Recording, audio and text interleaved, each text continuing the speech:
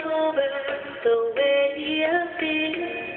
The love from Yahweh is so real. Breathing Yahweh each and every day. What else can I say?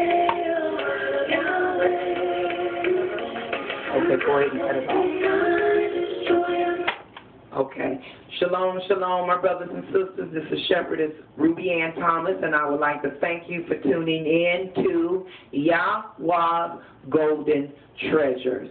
Now, this is an educational series based upon the Big Bang Theory about the upper room.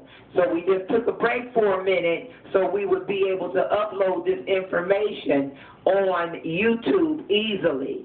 So we left off on in the event of Shavuot. And Shavuot is the Feast of Weeks. We as a people have turned our backs on the prescribed days, the prescribed feasts, the prescribed things that is in the book of Leviticus, that is in the book of Exodus, that is in the book of Leviticus. We have just done away with that. But guess what? Those days are coming back where we're going to have to repeat the things that we have let go. Because we as a people worship Christmas, Easter, Halloween, and all those days, and we have left Yah's feast days alone. So we're looking at the event. We're looking at the event of Shavuot in the year of 33 A.D. Now remember, we're talking about the Big Bang Theory about the upper room. And a lot of falsehood, deceiving lies, wickedness and abomination is upon the face of the earth and in the mouth of the teachers, the leaders, the prophets, and the pastors. So you have to get busy and start studying the Word. Because if you don't study the Word, how can you be found approved? By going with somebody else's word. Now, if you find me wrong, I will kiss your foot at the Warren Flea Market. But I bet you, without a shadow of a doubt, you will not find me wrong. And the information that I'm giving you is the same food that I eat and the same food that I'm feeding my children. Now, it says, in 33 A.D., we're the renewed of the first covenant with the same people. The children of Israel, the Hebrew Israelites, the original tribe, our forefathers, in the book of Acts, tells us of the devout tribes and the tribe of Judah, the original tribe, in Yerushalayim, from all nations joining Israel for one of the three pilgrim ascensions feast. There is no church being born in an upper room. Follow me. Since the events in Acts takes place in the temple, or commonly known the house of Yah. The final verse of Acts 2 verifies this information. Read Acts 2. Because, see, one thing that I realized, that when you go to these churches, which is also the Greek name for that is Circe, or Helios' daughter, which also represents pagan sun worship, they will take you to the New Testament, where everyone is worshiping Zeus or Jesus. Now, but they don't have anything to do with the 5 books, and that's the meat, that's the bread.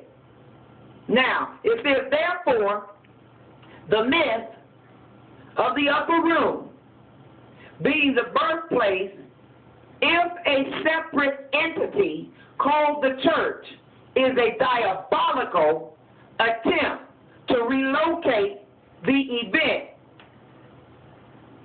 of the historic day across the Kidron Valley from the house of Yah or the Temple Mount into a tiny upper room on the Mount of Olives. Follow me now. This is propagated in order to separate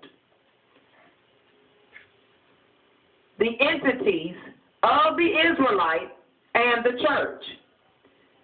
If this church teaching is true, follow me now, how does one squeeze and baptize 3,000 converts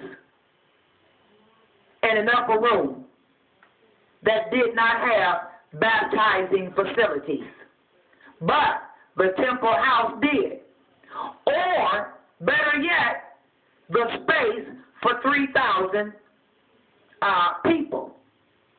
Since the church was never born, it does not exist except in man's plastic theology, and thus could not possibly have crossed the Jordan and settled in the promised land. This sounds crazy because Christianity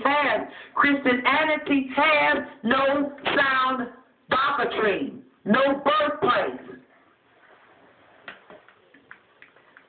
Those events took place 1,500 BCE. And BCE, people think that that's before Christ. No, BCE is before the common era, before Christianity sometime.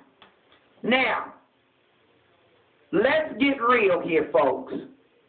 The Kirkbridge Bible Company, which publishes the best-selling Thomas Chain Reference Bible in the world, is a classic example of this widespread gangrene. Gangrene. Their Bibles are full of such trash. Companies and individuals, like them knowingly and unknowingly, print these blatant anti-Hebrew teachings in order to place the church in the Old Testament or the Torah or the Book of Instructions, in order to diabolically erase, eradicate, and replace any recording of the activities of the ancient children of Israel. One idiot even traces the church's presence and existence all the way back to the Garden of Eden. Come on, brothers. By stating that Adam and Eve went to church. Listen, much of the church world is determined to get rid of the Hebrew Israelites, their history, by rewriting it. You're going to be in trouble for that. Rewriting history to propagate replacement theology. It wouldn't surprise me if the same clown who makes reference to the so-called church in the Garden of Eden is one of those messianic haters who go around the world in a church ministry supported by the government, telling anyone that is willing to listen that the Hebrew Holocaust never really happened. See, we got our own Holocaust. And I'm standing on the salvation of the Messiah. My Hebrew followers, listen to me. This is a flat-out lie.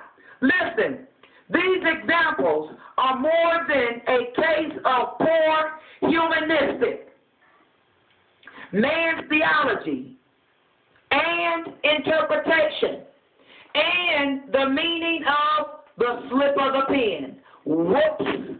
And it just keeps flipping and slipping.